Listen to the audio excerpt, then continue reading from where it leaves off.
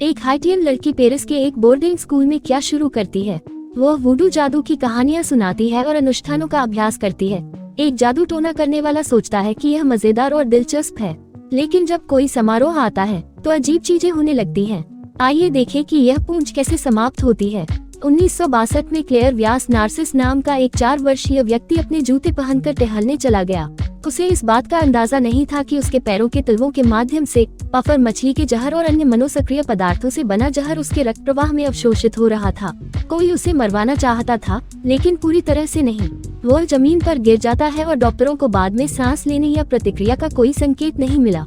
उनकी मृत्यु हैती में हुई थी। वे अपने मृतकों को उसी दिन दफनाते हैं।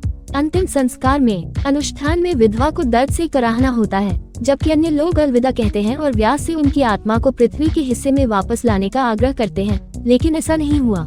अगले दिन कुछ दुष्ट लोगों ने उसके शरीर को खोदा और उसे कुछ प्रकार की दवा दी, जिससे वह फिर से जीवित हो गया। फिर भी वह अचंभे में पड़ गया और बोलने या याद रखने में असमर्थ हो गया। वो एक विनम्र जोबी बन गया जिसका शोषण गन्ने के खेतों में सरल लेकिन कठिन श्रम करने वाले दास के रूप में किया जा सकता था। इसी तरह अन्य लोगों ने भी अपना भोजन कम कर दिया, जिससे हाइटियन लोग वुडू जॉम्बी कहलाने लगे। वे बिना किसी वेतन के और अपने भरण पोषण के लिए पर्याप्त भोजन के बिना अंतहीन मेहनत करते हैं।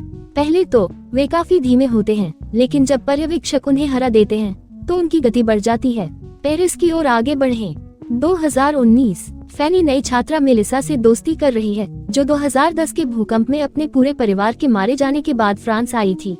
वे लड़कियों के एक प्रतिष्ठित स्कूल में नामांकित हैं। एक क्लिक है जिसमें फैनी एक प्रकार की सोरोरिटी है और वह चाहती है कि वे एक सदस्य के रूप में मेलिसा का स्वागत करें, क्योंकि वह हाइटियन लोक कथाओं में वुडू लाश के बारे में उन चीजों में दिलचस्प है। हालांकि अन्य लड़कियों को लगता है कि वह अजीब है। फैनी लगातार पाब्लो को पत्र और संदेश लिख रही है। एक लड़का जिसने पिछली गर्मियों में उसके फूलों को नष्ट कर दिया था और वह जिससे प्यार करती है, हम क्लेरियस और उसकी जोबी गुलामी की कहानी की याद दिलाते हैं। वह कुछ मांस खाता है और उसकी फ्यूगोस्टेट्स कम होने लगती है।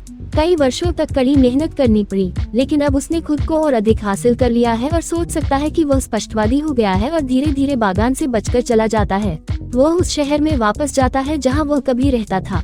इस बीच मेलिसा आज रात के लिए स्कूल के रास्ते को रोशन करने के लिए अपनी रोशनी का उपयोग करती है।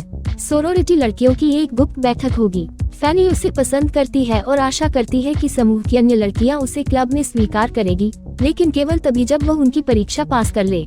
मेलिसा एक अनुष्ठान के लिए कला कक्ष में अन्य किशोरों से मिलती है और वे रहस्य बनाए रखने की शपथ लेते हैं। सोरोरिटी में ले जाने के लिए मेलिसा को उनके सामने कुछ निजी बातें बतानी होंगी।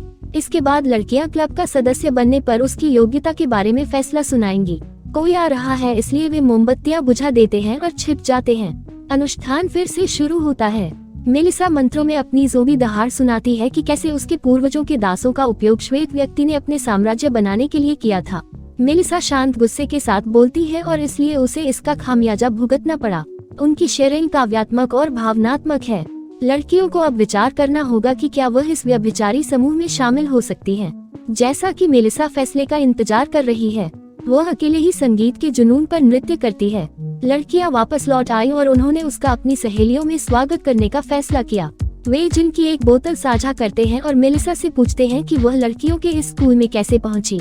वह कहानी बताती है कि कैसे वह 10 साल पहले भूकंप के बाद आई थी, क्योंकि उनका शहर नष्ट हो गया था और उसकी माँ और पिता मलबे में मर गए, फिर कभी नहीं मिले। उनकी माँ ने हाइटियन तानाशाह के अपराधों से लड़ाई लड़ी, इसलिए फ्रांस ने उन्हें लीजन से सम्मानित किया। सम्मान की बात है जिसने उन्हें फ्रांस में प्रवास करने और इस स्कूल में दाखिला लेने का अवसर दिया। लीजन ऑफ ऑनर एक उच्च सैन्य योग्यता है जिससे स्कूल की सभी लड़कियां एक रिश्तेदार के माध्यम से जुड़ी होती हैं। मेलिसा हालांकि परिवार के बिना नहीं है, क्योंकि वह अपनी चाची के साथ रहती है, जो अगले दिन एक मम्बो एक उच्च वुडू पुजारी है। एक जिज्ञासु प्रशंसक जो शोध करता है कि मम्बो क्या है और वे क्या कर सकते हैं। समाज में पुनः प्रवेश के लिए झील में विभिन्न आधार साफ करें। विद्यालय में लड़कियां एक साथ खाना खाती हैं और संगीत और प्यार के बारे में बात करती हैं। क्या लड़कियां मेलिसा को मदहोशी की तरह घूरती हैं, फिर अचानक हरा चबाया हुआ खाना उगल देती हैं।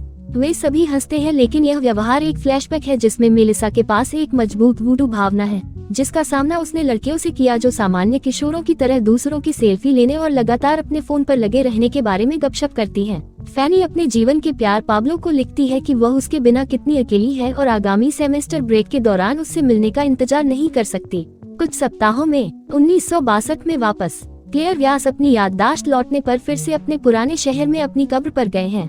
वो छाया में छिपा रहता है, नहीं चाहता कि उसे पहचानने वाले लोग उसे देखें। लड़कियां अपनी गुप्त बैठकों के लिए फिर से कला कक्ष में एकत्रित होती हैं। मोमबत्तियां जलाई जाती हैं और वे इस समय का उपयोग अपनी स्त्रीत्व और आंतरिक शक्तियों के साथ जुड़ने और संपर्क में आने के लिए करती हैं। वे श्रृंगार करते हैं और एक अनुष्ठान करते हैं जहां वे एक साथ गाते हैं। लड़कियां चुड़ैलों के झुंड की तरह व्यवहार करती थीं। फैनी पाब्लो के बारे में कल्पना करता है, इस विशेष समय को याद करते हुए जब उन्होंने गर्मियों से पहले छुपाया था। वो उसे याद करके मुस्कुराती है। वे आत्मिक संगीत पर नृत्य करते हैं और मेलिसा फैनी से फुसफुसाती है कि वह उसे खा जाएगी। अगले दिन लड़कियां देख रही हैं कि मेलिसा कक्षा में अपनी कहानी सुना रही है। वे कानाफूसी करते हैं कि वह कितनी अजीब है और चर्चा करते हैं कि कैसे वह रात में शैतान जैसी कराहती है। हम फिर से हैती की सड़कों पर छाया में छिपते हुए क्लेयर व्यास की याद दिलाते हैं। वह अपनी पत्नी को देखता है और बिस्तर पर लेटी हुई उसे घूरता रहता है। इस बीच स्कूल में रसायन विज्ञान का वह व्याख्यान बहुत उबाऊ है। मेलिसा एक डरावनी काली तस्वीर खींचती है। फैनी तबाह हो गया है। पाब्लो ने फोन पर उससे रिश्ता तोड़ लिया। क्रिसमस से मात्र 2 सप्ताह पहले स्कूल है। छुट्टियां जिसे वे एक साथ बिताने की योजना बनाते हैं। वह उसे लिखती है और पूछती है कि क्यों, लेकिन वह कोई जवाब नहीं देता। उस पर उसका भूत सवार हो गया है। फैनी रोना बंद नहीं कर पा रही। वह बहुत दुखी है। अपने माता पिता के घर पर केटी मृतकों की तस्वीरों को सुनेगी कि कैसे मेलिसा वुडू के साथ तालमेल बिठा रही है। मृत्यु और जीवन के बीच एक पतली रेखा है और दोनों अपनी दुनिया में सह अस्तित्व में हैं और एक दूसरे को ताकत देते हैं। केटी मेलिसा से फोन पर बात करती है और वे अपने दादा की बरसी के करीब हैं। आ रहा है और हैती में एक समारोह होगा, लेकिन वे नहीं जा सकते क्योंकि वे हवाई जहाज का टिकट नहीं खरीद सकते। एक दिन फैनी उसके घर आती है और कहती है कि वह मेलिसा की सहपाठी है और उसे अपने साथ ले जाने के लिए कहती है। फैनी कहती है कि वह इतनी उदास है कि उसे लगता है कि वह किसी भूत प्रेत से ग्रस्त है। वह कोशिश कर रही है कि केटी अपनी जादुई शक्तियों का उपयोग करके उसके टूटे हुए दिल की मदद करे और शायद पाब्लो को फिर से उससे प्यार करने के लिए प्रेरित करे।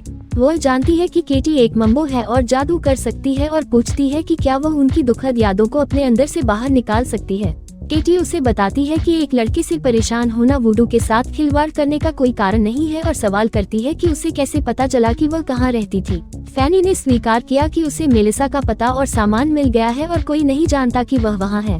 केटी उसे जाने के लिए कहती है। वह नहीं जानती कि जादू टोना की ताकत क्या है और यह कितना खतरनाक हो सकता है। फैनी ने ये कहते हुए मना कर दिया कि वह सिर्फ मरना चाहती है और उसे उसकी मदद की जरूरत है।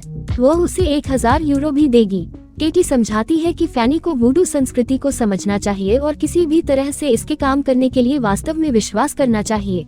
जब वह किसी बात से दुखी होती है तो वह सिर्फ आत्माओं का शोषण नहीं कर सकती। फैनी ने जवाब देते हुए कहा कि एक अमीर लड़की को उतना ही दर्द और कष्ट हो सकता है जितना हैती में उसके लोगों को हुआ था। मुझे शक है, शायद उसे वहाँ जाकर अपने जीवन की तुलना उनके जीवन से करनी चाहिए। केटी के पास तस्वीरें हैं, हालांकि वह भूकंप में मारे गए लोगों के करीब थी। वह फैनी से कहती है कि एक बार जब आप वुडू का हिस्सा बन जाते हैं तो वह आपको ताकत देता है। वुडू एक समुदाय है। केटी ने दीवार पर घूर रहे लोगों से अपना परिचय कराया, यहाँ तक कि मेलिसा की माँ भी उनसे बात करती है और उन्हें खबरें देती है। तभी केटी कुछ अजीब बात कहती है। वह स्वीकार करती है कि कभी कभी मृतकों की यह आत्मा उसके व्यक्तित्व में प्रवेश कर जाती है। ये बात फैनी को आकर्षित करती है और वह कार्यालय में पाब्लो स्पिरिट को अपने अंदर लाने की कोशिश करती है। Katie more money trust fund kid, मुझे ऐसा लगता है उसके लिए मेलिसा के साथ जश्न मनाने के लिए हैती जाना ही काफी है। केटी ने उसे चेतावनी दी कि 2 जीवित आत्माओं को आपस में नहीं जोड़ा जा सकता। वह जो मान रही है वह बुरा है, ये हिंसक हो सकता है। जेडी ने कहा कि वह पूरी जिंदगी मौत के करीब रही है। वह उसे बताती है कि उसके पिता एक ज़ोंबी थे और क्लेयर व्यास उसका नाम था, लेकिन फैनी को ये भी नहीं पता कि ज़ोंबी क्या है या मेलिसा के कमरे को देखने के लिए ये कैसे कहा जा सकता है। ये हैती की यादगार चीजों से भरा है, लेकिन मेलिसा जादू टोना नहीं करती। फैनी का कहना है कि उसने इस पर विचार किया है और वह अपने वश में होना चाहती है। पाब्लो के प्रति उसके प्यार पर काबू पाने में उसकी मदद करने के लिए वह केटी को आधा पैसा देती है और बाकी अगले दिन देने का वादा करती है। ये वुडू पुजारन इतना सारा पैसा कैसे ठुकरा सकती है, इसलिए वह इस बात से सहमत है कि कल ही ऐसा होना चाहिए क्योंकि उसने स्कूल से बाहर निकलने के लिए झूठ बोला था। स्पष्ट रूप से वह अपने ज़ोंबी जीवन में ठीक कर रही है। वह खाने के लिए कुछ मांस ढूंढने के लिए पुलाव प्रिंस के पास सनसूसी के महल में जाना चाहता है। इस बीच वर्तमान में मेलिसा भोजन के लिए तरसती है और उसे गर्ल्स स्कूल में अपने रूममेट्स के बारे में याद आता है। वह अपने दादा की आत्मा को अंदर आने देने के लिए बाथरूम में छिप जाती है क्योंकि यही उसका रहस्य है। वुडू में केवल मृत या ज़ोंबी ही किसी व्यक्ति पर कब्जा कर सकता है और मेलिसा ने क्लेयर व्यास को मौत से शरण दी है। उसके रूममेट यहाँ बाथरूम में बंद दरवाजों के पीछे से आ रहे बूढ़े आदमी की गुर्राहट सुन रहे हैं। जैसे ही लड़कियां मेलिसा से उसके शोर के बारे में पूछती हैं, महिला उसे अपने कब्जे में लेने के लिए आती है और वह कहती है कि हैती में एक समारोह हो रहा है और वह दूर से भाग ले रही है। वह पूरी कहानी बताती है कि क्लेयरव्यू कैसे मर गया, फिर एक ज़ोंबी बनने से बच गया और उसके बाद वह अपनी पत्नी के पास, पिता के पास, बच्चों के पास लौट आया। वह ज़ोंबी की विद्या में जाती है कि वे वुडू धर्म में देवताओं के साथ कैसे बातचीत करते हैं। सबसे दुष्ट बैरन सरमद है। सोरोरिटी लड़कियों को कहानी पसंद है, लेकिन उन्हें लगता है कि यह सिर्फ एक कहानी है। मेलिसा का कहना है कि यह सब वास्तविक है। इस बीच क्लेयर व्यास को वापस लाने की रस्म जोरों पर है। केटी फैनी के साथ अपना अनुष्ठान शुरू करती है और मुफ्त में काम कर रही है और वह उसके अंदर पाब्लो का सार लेना शुरू कर देता है, लेकिन पाब्लो को एक आत्मा द्वारा अपने वश में कर लेने के कारण उसकी हत्या कर दी जाती है। ये बंजर शिखर है। अनुष्ठान गड़बड़ा गया है और केटी फैनी को मारने की कोशिश करती है, जिस पर अब बुराई आ गई है। वह अपशब्दों का प्रयोग करता है और इस उपहार के लिए केटी को धन्यवाद। फैनी घूमने और पतनशील एहसानों की मांग करते हुए बैरन की आवाज में बोलती है। केटी उसे शरीर बदलने के लिए कहती है, लेकिन फ्रैनी अब उसकी है। वह केटी को जादू का इतनी लापरवाही से इस्तेमाल करने के लिए दंडित करता है और वह कहती है कि फ्रेडी ट्रांस में घर जाना चाहता है। उसका शरीर अब कब्जे के लिए खुला है। ये स्कूल के बाद मेलिसा के बिस्तर के बगल में उसके बिस्तर पर जाता है।